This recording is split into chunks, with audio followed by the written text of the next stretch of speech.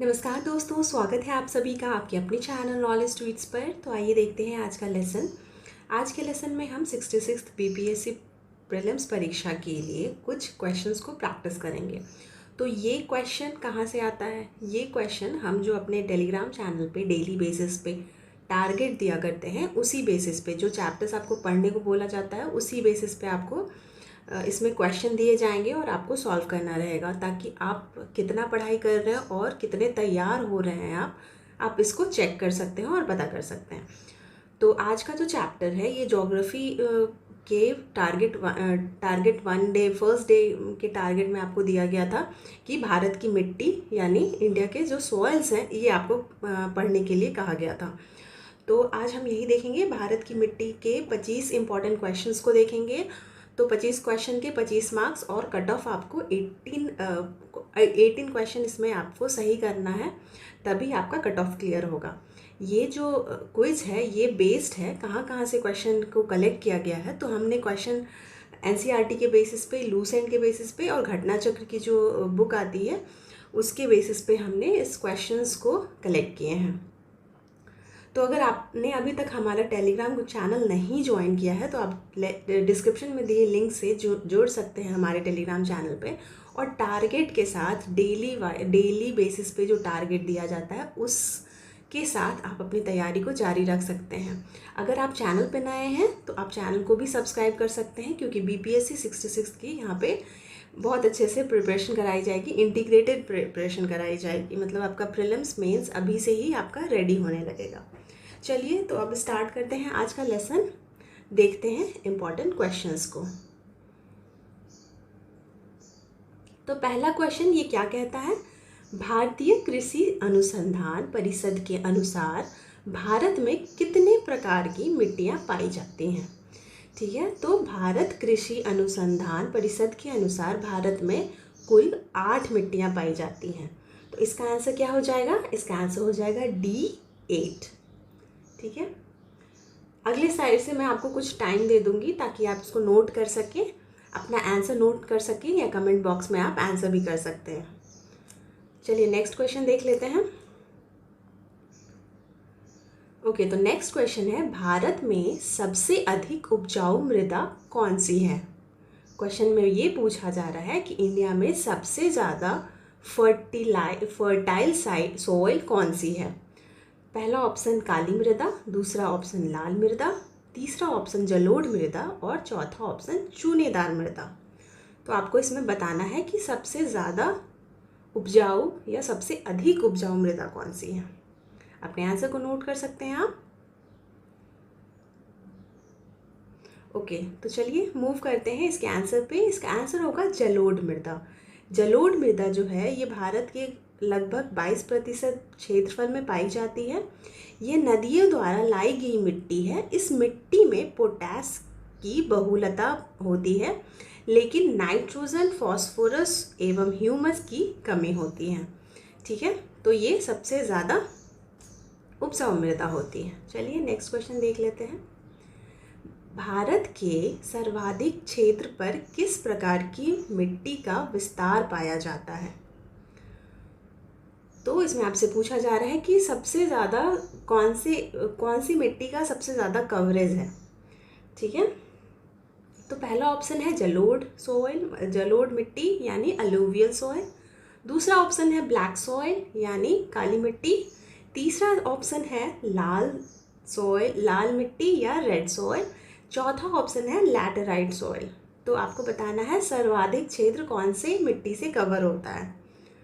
ठीक है, इसका आंसर हो जाएगा एलुवियल सॉइल। हमारे इंडिया में सबसे ज़्यादा एलुवियल सॉइल ही पाए जाते हैं। सबसे ज़्यादा जो कवरेज है ये एलुवियल सॉइल का ही है। चलिए नेक्स्ट क्वेश्चन देख लेते हैं। भारत के विभिन्न क्षेत्रों में विभिन्न प्रकार की मिट्टियाँ पाई जाती हैं। इसका प्रमुख कारण क्या है? ठीक है, आपको ये बताना है कि इंडिया में डिफरेंट एरिया में डिफरेंट सॉइल पाए जाते हैं, बट द रीज़न, आपको रीज़न बताना है। इसमें रीज़न क्या है? तो पहला जो ऑप्शन है ये कहता है जलवायु एवं उच्चावच की विविधता। दूसरा ऑप्शन ये कहता है जलवायु एवं संरचना की विविधता।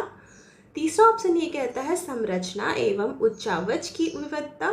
चौथा ऑप्शन ये कहता है कि जलवायु संरचना एवं उच्चावच की विविधता। ठीक है, चलिए अब इसका आंसर देख लेते हैं। इसका आंसर हो जाएगा जलवायु संरचना एवं उच्चावच की विविधता। इसमें तीनों फैक्टर्स आएंगे, जलवायु भी आएगा, संरचना भी आएगा और उच्चावच की विविधता भी आएगी। नेक्स्ट क्वेश्चन देख लेते हैं। तटीय मैदानों और उत्तर भारत के मैदानों में उत्कृष्ट मृदा है। आपको ये बताना है कि कौन सा मृदा जो है वो उत्कृष्ट है, किधर किधर, तटीय मैदान में और उत्तर भारत के मैदानों में। लाल मिट्टी, काली मिट्टी, शुष्क मिट्टी या जलोढ़ मिट्टी। तो इसका आंसर हो जाएगा जलोढ़ मिट्टी। ये जो हमारा उत्तर भारत का एरिया है उधर जलोढ़ मिट्टी ही पाई जाती है और जलोढ़ मिट्टी उत्कृष्ट भी है क्योंकि ये बहुत ज़्यादा फर्टाइल है। नेक्स्ट क्वेश्चन देख लेते हैं। पुरानी जलोढ़ मिट्टी को अन्य किस नाम से जाना जाता है? तो ये जो जलोढ़ मिट्टी है ये दो प्रकार की होती है, एक तो बांगर होता है और एक होता है खादर। तो पुरानी जलोढ़ मिट्टी को बांगर तथा नई जलोढ़ मिट्टी को हम खादर कहते हैं। तो इसमें क्या पूछा है, पुरानी को पूछा है, तो इसका आंसर हो जाएगा बांगर। नई जलोढ़ मिट्टी को अन्य किस नाम से जाना जाता है? तो इसका आंसर हो जाएगा खादर। ठीक है, बांगर और खादर दो टाइप के जलोढ़ मिट्टियां हो गई। पुराने वाले को बांगर बोलेंगे और नए वाले को खादर बोलेंगे। भारत का संपूर्ण उत्तरी मैदान किस प्रकार की मिट्टी से बना है? ठीक है, यहाँ पे फिर से एक ही जैसा क्वेश्चन हो रहा है। उत्तरी मैदान या उत्तरी भारत हमने देखा ही है, जलोढ़ मिट्टी पाई जाती है, तो इसका आंसर भी जलोढ़ मिट्टी हो जाएगा। काली मिट्टी, लैटराइट मिट्टी और शुष्क मिट्टी नहीं होगा इसका आंसर। नेक्स्ट क्वेश्चन, जलोढ़ मिट्टी में जब बालू के कण और चीका की मात्रा लगभग बराबर होती है तो उसे क्या कहा जाता है, उसे क्या नाम दिया जाता है? तो क्या उसे कल्लड़, रेगुर, रे या दोमट कहा जाता है? आपको इसका आंसर बताना है। तो जब बालू के कण और चीका की मात्रा लगभग बराबर होती है ना, तो उस मिट्टी को हम दोमट बोलते हैं। ठीक है, तो इसका आंसर हो जाएगा दोमट। कपास की खेती के लिए सर्वाधिक उपयुक्त मिट्टी कौन सी है? ठीक है, यहाँ पे पूछा जा रहा है कपास मतलब कि कॉटन को ग्रो करने के लिए कौन सा सॉइल चाहिए। तो पहला जो ऑप्शन है ये चिकनी मिट्टी है, सेकंड लाल मिट्टी, तीसरी काली मिट्टी, चौथी लैटराइट मिट्टी और इसका आंसर हो जाएगा काली मिट्टी। काली मिट्टी को हम ब्लैक सॉइल बोलते हैं, ब्लैक कॉटन सॉइल भी बोलते हैं। तो ब्लैक कॉटन सॉइल में कॉटन की खेती की जाती है। नेक्स्ट क्वेश्चन, निम्न में से कौन सी मिट्टी प्रायद्वीपीय भारत में अधिकतम क्षेत्र पर विस्तृत है? ठीक है, आपको अभी बताना है कि प्रायद्वीपीय भारत में अधिकतम क्षेत्र पर कौन सा विस्तृत है। तो इसका ऑप्शन है जलोढ़ मिट्टी, लाल मिट्टी, काली मिट्टी, लैटराइट मिट्टी। इसका आंसर हो जाएगा काली मिट्टी। ठीक है, नेक्स्ट, काली मिट्टी का विस्तार पाया जाता है। आपको बताना है कि काली मिट्टी का विस्तार कहाँ कहाँ है, मतलब कहाँ कहाँ आप ये पाया जाता है। महाराष्ट्र, मध्य प्रदेश, गुजरात या इन सभी में। ठीक है, तो ये जो ब्लैक कॉटन सॉइल है ये महाराष्ट्र में भी मिलता है, मध्य प्रदेश में भी मिलता है और गुजरात में भी मिलता है। तो इसका आंसर हो जाएगा इन सभी में। लावा के प्रवाह से किस मिट्टी का निर्माण होता है? तो इसके ऑप्शंस हैं लाल मिट्टी, जलोढ़ मिट्टी, काली मिट्टी, लैटराइट मिट्टी। ठीक है, तो जो लावा से बनता है मिट्टी वो काली मिट्टी ही होती है, तो इसका आंसर हो जाएगा काली मिट्टी।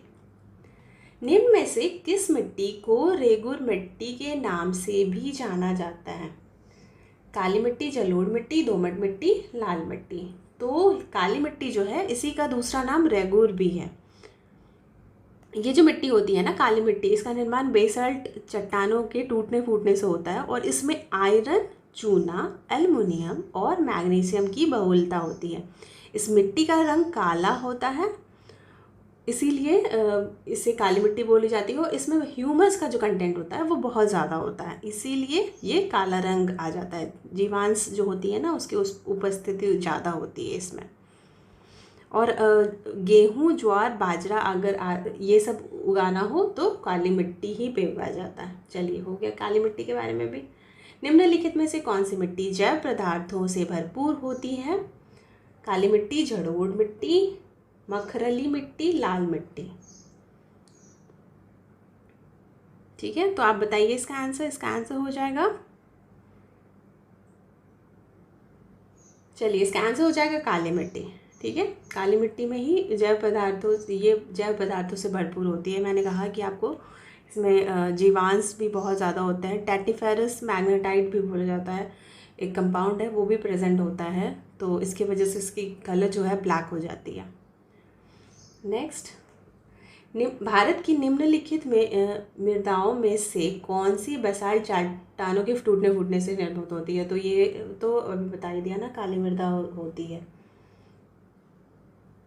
रेगुर मृदा, same thing it is. Next, किस मिट्टी में कृषि के लिए सिंचाई की आवश्यकता नहीं होती है? ठीक है, तो लेटराइट मिट्टी, लाल मिट्टी, काली मिट्टी, जलोढ़ मिट्टी। तो काली मिट्टी जो होती है इसमें प्लगिंग की ज़रूरत नहीं होती है, इसमें इसमें सिंचाई की आवश्यकता नहीं होती है, ये होल्ड करता है, इसकी रिटेंटिव कैपेसिटी अच्छी होती है, तो इसमें सिंचाई की आवश्यकता नहीं पड़ती है। धान की खेती के लिए सर्वाधिक आदर्श मृदा कौन सी है? धान अगर उगाना है तो कौन सी मृदा को आदर्श कहते हैं? किस मृदा में धान उगाया जाता है? काली मृदा में, जलोढ़ मृदा में, लाल मृदा में, लैटराइट मृदा में? तो इसका आंसर हो जाएगा जलोढ़ मृदा। एलुवियल सॉइल बहुत फर्टाइल होता है और इसमें धान की खेती की जाती है। और भी एलुवियल सॉइल में धान तो हो ही गया, धान तो क्वेश्चन में पूछा ही है।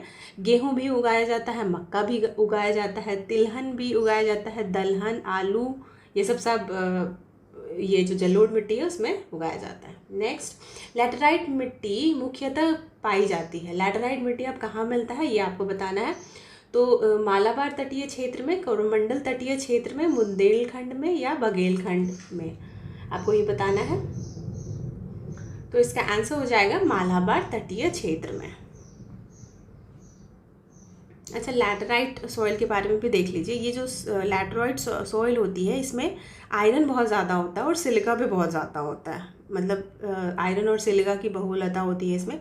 गहरी लाल लैटेराइट में लौह जो आयरन ऑक्साइड है और पोटास भी बहुत ज़्यादा प्रेजेंट होता है और इसकी उर्वरता कम होती है, लेकिन निचले भाग में कुछ खेती की जाती है। ठीक है, इसमें इसका जो इसकी जो फर्टिलिटी है वो थोड़ी कम होती है। चलिए, और ये जो लैटेराइट मिट्टी होती है ना, इसमें सबसे ज़्यादा मतलब सर्वाधिक उपयुक्त ये चाय कल्टीवेट करने के लिए चाय इसमें उगाया जाता है इनफैक्ट। निम्नलिखित राज्यों में से किस में भारत की सबसे बड़ी अंतर्देशीय लवणीय आर्द्र भूमि है? ठीक है, तो इसका ऑप्शन है गुजरात, राजस्थान, हरियाणा या मध्य प्रदेश। तो इसका आंसर हो जाएगा गुजरात। नेक्स्ट क्वेश्चन देख लेते हैं। निक्षालन और ऑक्सीकरण द्वारा निर्मित मृदा कौन सी होती है? लाल मिट्टी, पहाड़ी मिट्टी, काली मिट्टी, लैटेराइट या मखरला मिट्टी? ठीक है, तो इसका आंसर हो जाएगा लैटेराइट मिट्टी। निम्नलिखित में से कौन सी मिट्टी चाय बागानों के लिए उपयुक्त होती है? ठीक है, तो इसका ऑप्शंस है अम्लीय, क्षारीय, जलोढ़, रेगुर। ठीक है, तो इसमें आंसर हो जाएगा अम्लीय मिट्टी में चाय बागानों के लिए ये उपयुक्त होता है। नेक्स्ट क्वेश्चन, लाल मिट्टी में लाल रंग किसकी उपस्थिति के कारण होता है? मैग्नीशियम की वजह से, या संचित ह्यूमस की वजह से, या फेरिक ऑक्साइड की उपस्थिति, या फॉस्फेटों की बाहुल्य की वजह से? तो इसमें आपको आंसर करना है, बताइए आंसर। जनरली जो रेड कलर होता है वो आयरन ऑक्साइड के प्रेजेंस से ही होता है, तो इसका आंसर हो जाएगा फेरिक ऑक्साइड की उपस्थिति की वजह से लाल मिट्टी लाल रंग का होता है। नेक्स्ट क्वेश्चन, सामान्य फसलें उगाने के लिए उर्वर भूमि का पीएच मान लगभग कितना होना चाहिए? ठीक है, सामान्य फसलें उगाना है और उर्वर भूमि का पीएच पूछा जा रहा है यहाँ पे।